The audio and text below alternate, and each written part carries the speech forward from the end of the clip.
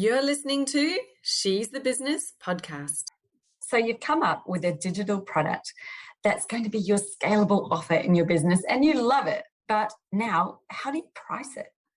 Oh, it's that question that gets so many of us stumped. And despite what you might think, going for the cheapest option or pricing it really, really low is not always what generates the highest amount of sales, or may be the best option for your business. So that's what today's episode is all about.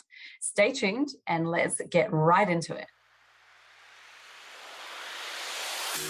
Hi, I'm your host, Jessica Osborne, and in my 23 years of business and marketing, I've built many brands to become multi-billion-dollar companies. And just in the last 10 years, I've built 2 online businesses of my own from my dining room table with 2 little babies running around at my feet.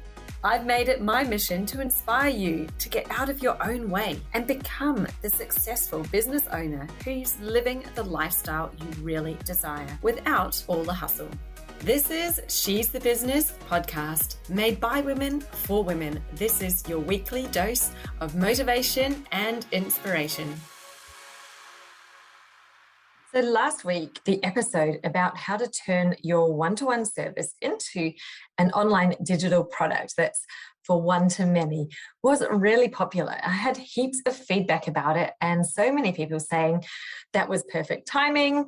I'm looking at doing that for my business, or wow, I really need to get into that now. So I thought, why not back this up with number 2, a second podcast episode dedicated to this topic of, what do you do? How do you really create a successful digital product that's taken your one-to-one and turned it into a different way for people to work with you? Now, over the years, since I started this business, I turned my own one-to-one service offering as coaching into, first of all, a membership, then an online course, then quite a few smaller online courses, like mini courses, I like to call them, and a high-level group coaching program.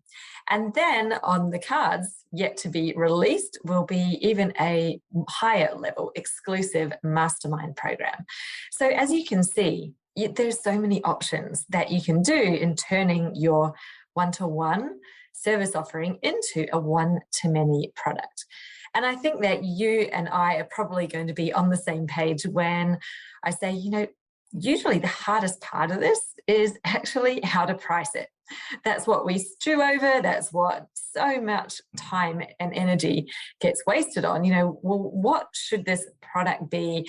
How should I price it? How do I set the pricing? Because all of a sudden, it's not based on you offering your one-to-one service, right? It's not you and them together doing some work, which most of the time I'd say we're probably considering just how much time is it going to take me to do this service offering. But when we're in the whole realm of a one-to-many digital product, especially if it's one where you're not putting in your own one-to-one time after you've created it, if it's something that's created and then you sell it, it changes the whole perspective on, well, how do you put that pricing together? So we can't rely on the way that you did it for your one-to-one offer.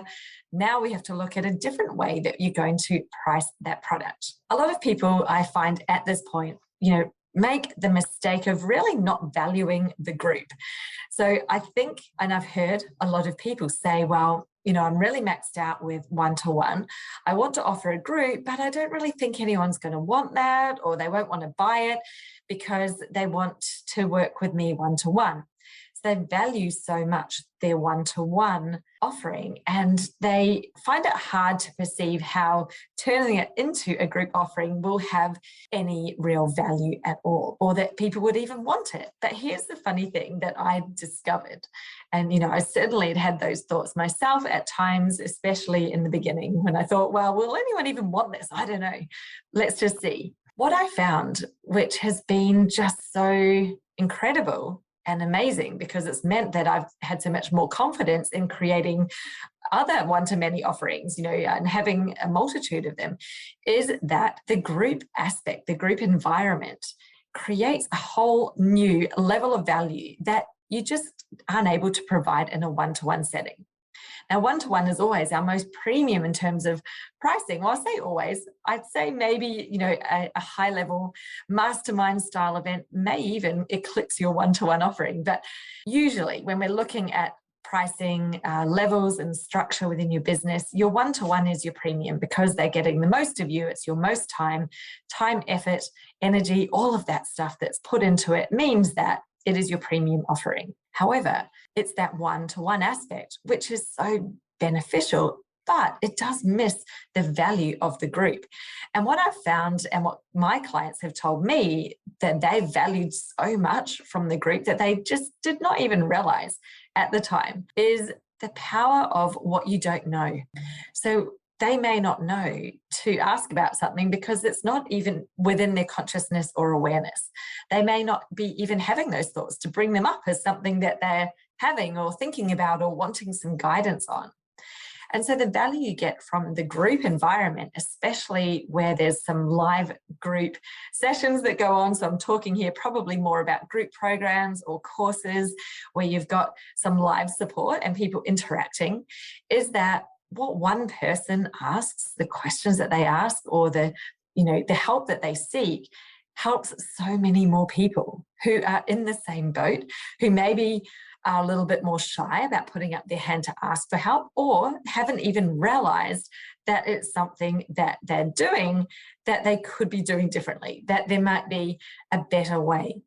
So there has just been so many examples within Business Jam, my main program, and even within my coaching group that I had, so many examples of where people are bringing these questions into the coaching sessions that I do, and more than one person having breakthroughs, having aha moments, having huge progressions forward in their business simply because they were there in this group environment.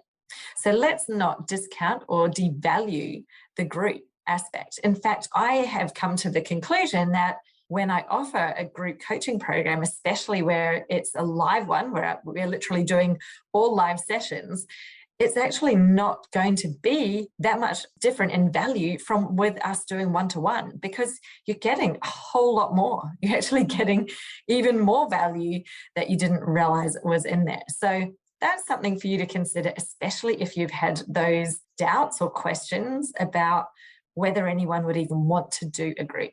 Let me tell you, yes, they do. Sometimes people may choose it because if you've priced it lower than your one-to-one and they're very budget conscious, they might be choosing it initially from the budget perspective.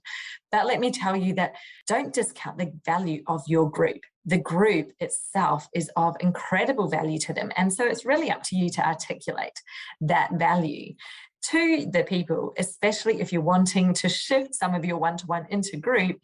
Then absolutely they're going to get all of that value and more by being part of a group. So I wanted to touch on 3 main pricing tips, maybe things not to do, things to do.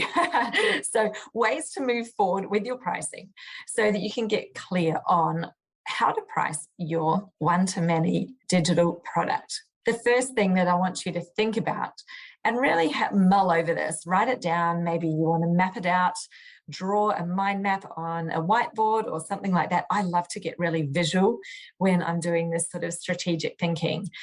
But where does this offer sit within your business? So what is the actual purpose of it? It's not just something to sell. So everything that you offer in your business should have a purpose.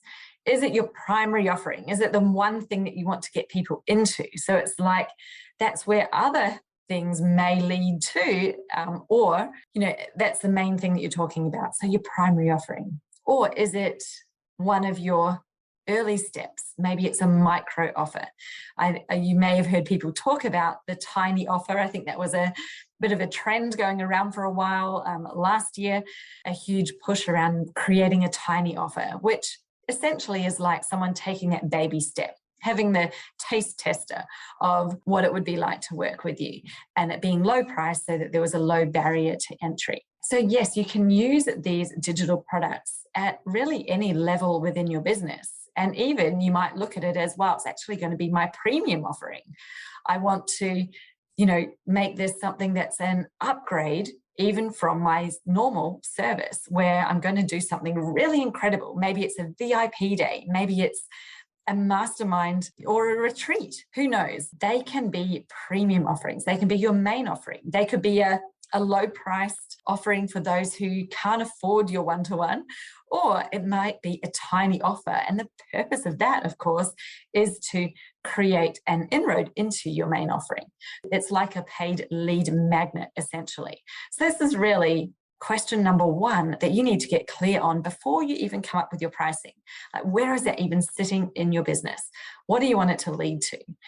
Because this is really critical about how you're positioning it against your other offerings, and what it is there to do. Is it there as your main money earner?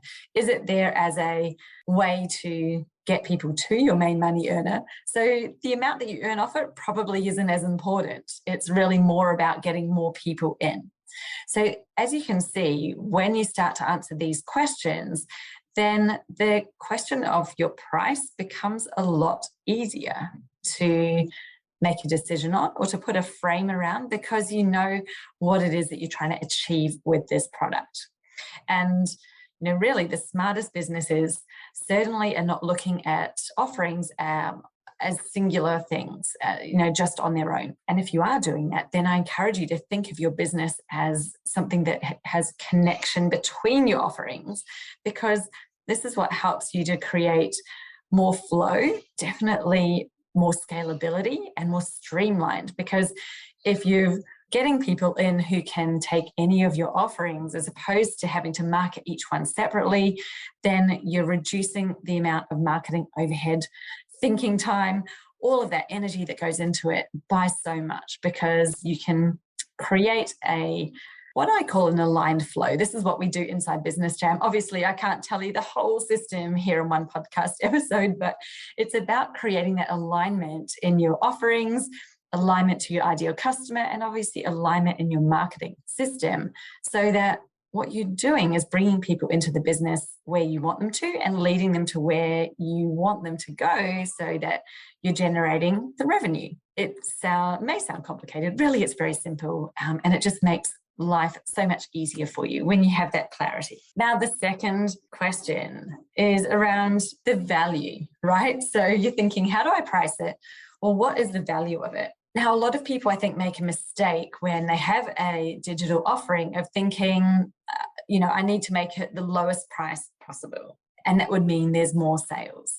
Now, that is not necessarily true. And I have experimented with this and tried things out. And trust me, sometimes, or more often than not, your pricing actually helps you determine the amount of sales that you get. And it's not always the lowest price that is most attractive to people.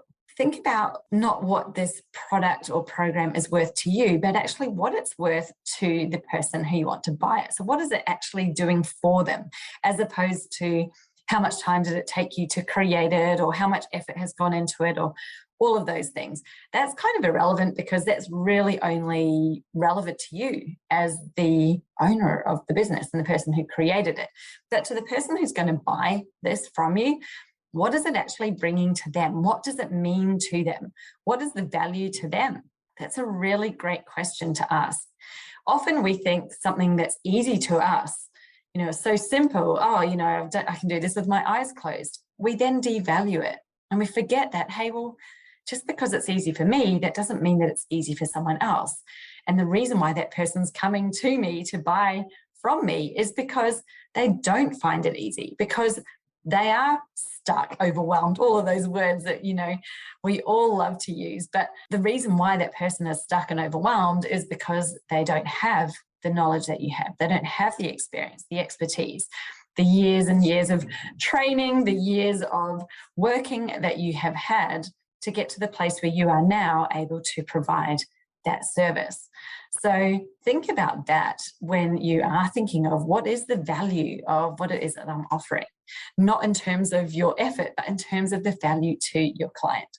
So much difference there in that question, and a totally different perspective on the pricing. When you value your own stuff, then you'll find that other people value it as well. And here's a big lesson that I learned once. I decided I would give someone a 6-month free membership into my first membership program. And I tried this as a strategy, thinking that it would not only be a good promotional activity to do, but also this would create a loyal customer who would no doubt love it their 6 months free and then continue on in the program because they would find how amazing it was and I would have a paying customer after that.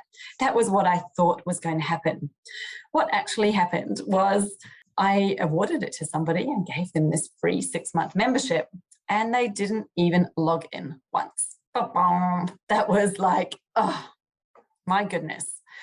That is really true. When you don't value your stuff, they don't value it.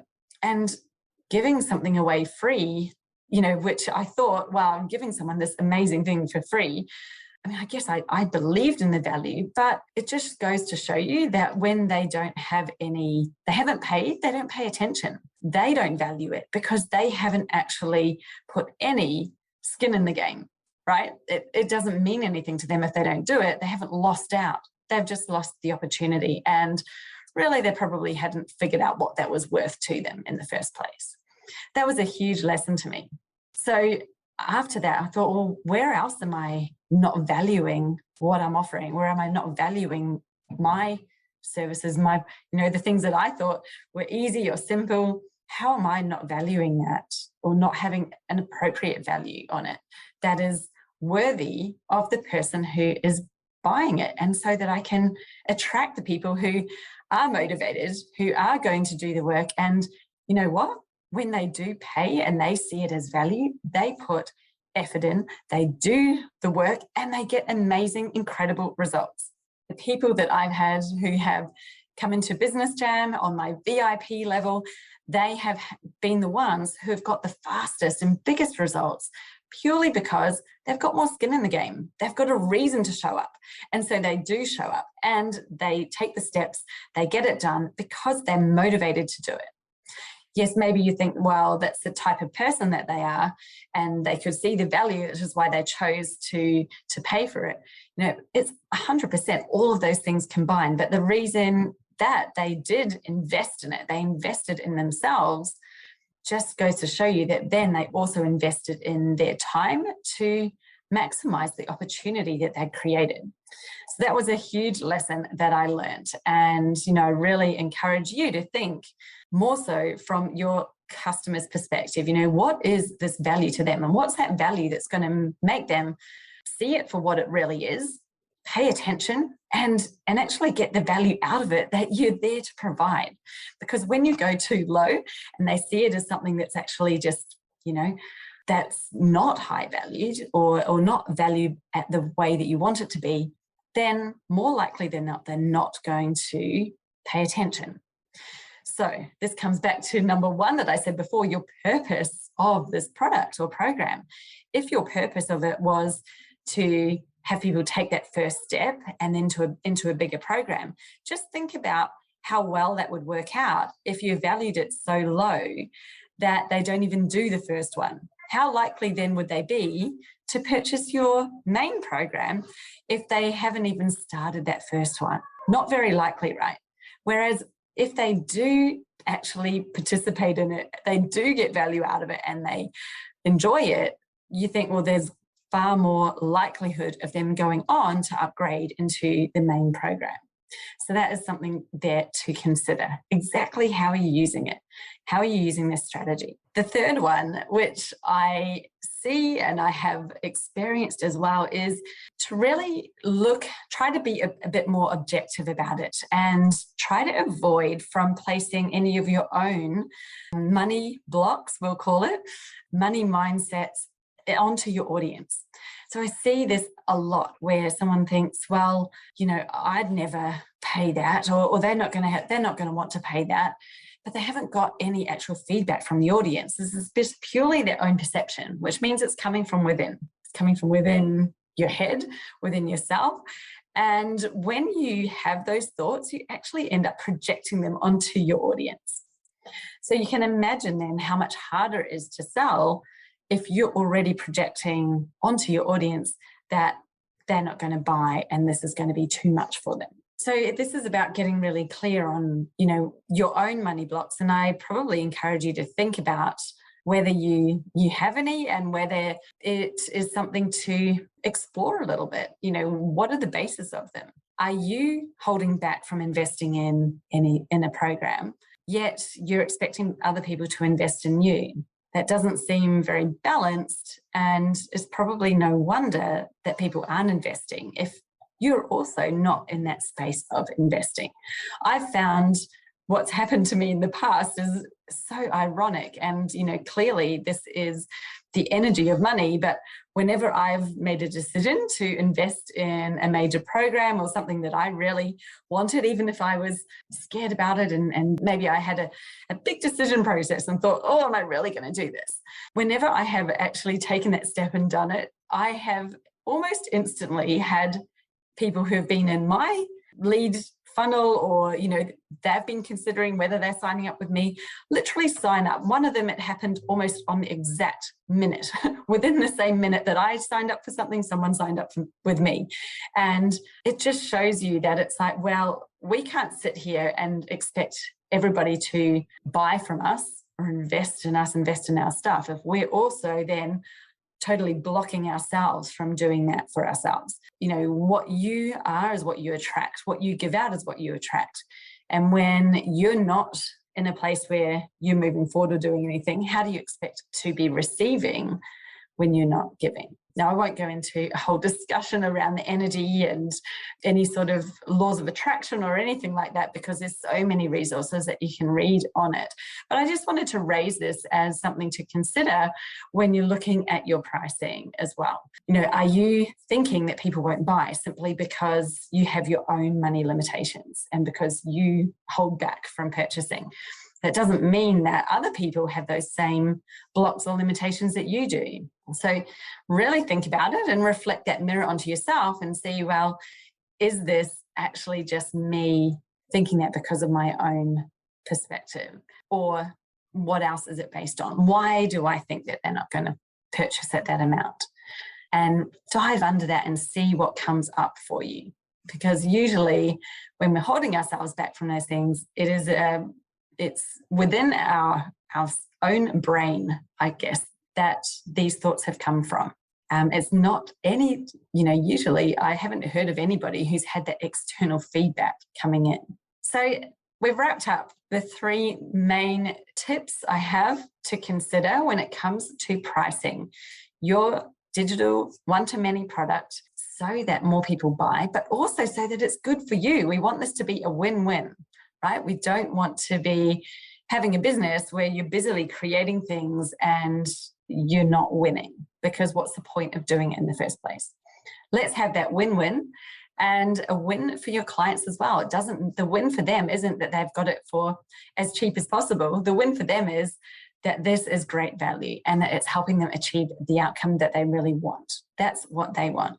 And when you can find that spot with the two of them combined, that's where you've got a really great, really successful, amazing digital product that you have now in your business. I'd love to hear how you go with that. Reach out to me with any comments or questions if you have any on this episode, because I love deep diving into this stuff. As you can see, today I have gone a little bit deep here. You've probably been hearing some things that I would go through in some of my training and my coaching programs. So I hope you followed along, that you've enjoyed what we've covered today. And as always, I will be speaking to you next week. Until then, bye. You've been battling with your niche for many years and you know that you could define it better. You're just not sure how, and you keep on getting stuck on how you can be more specific and how you can really find that place that is the right spot for you. How to choose, I guess, the right niche for yourself. Absolutely. Really good question. Well, then I invite you to look at my short course. It's called Know Your Niche. In literally over a weekend, you can get that done. You can define your niche, and next week you can be clear about exactly what it is that you're doing in your business, who it is that you're most wanting to attract, how you can speak to them, how you can make sure your service offering is aligned to them, and build your marketing plan to attract them, to connect with them. Now, Know Your Niche is usually a $297 program.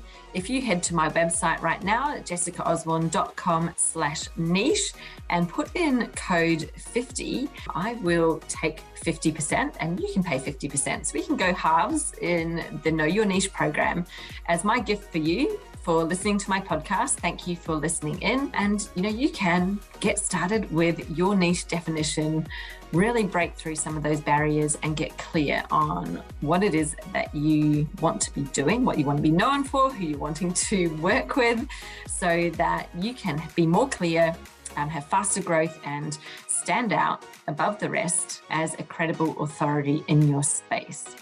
So head to jessicaosborne.com/niche to get clear on how you know your niche right now.